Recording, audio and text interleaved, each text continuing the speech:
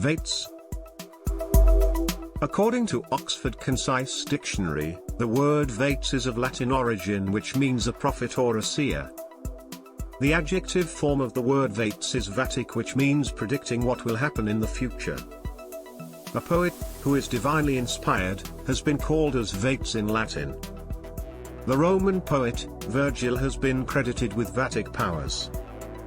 It is said that Virgil in the 4th eclogue predicted the birth of Jesus Christ, under whose rule the world would be peaceful. The classical criticism applauded the poets, for they were supposed to possess some kind of divine powers and had the capacity to predict the future. In the classical literature, the poets were considered to be the guide, moral teacher, lawgiver and guardian angel of people. They were supposed to be inspired by some divine power which enabled them to predict the future events. The poets were considered to be blessed by God with divine powers. The function of the poets was to guide and instruct people in important matters. The poets were deemed to be as mediators between the gods and man.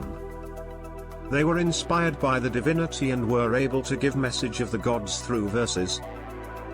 In this sense, the poets were very near to God, prophet, and seer. The poet also imparted them knowledge which was not found elsewhere. So, poet is the seer, prophet and priest who guide people. In the ancient times, the Romans awarded the title of vates to the poets. In addition to this, the poets were also considered as the channel between the gods and the people.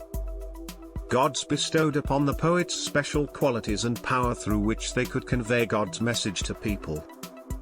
In modern times, the plain meaning of vates is a poet or a bard. Please subscribe Literature Guide.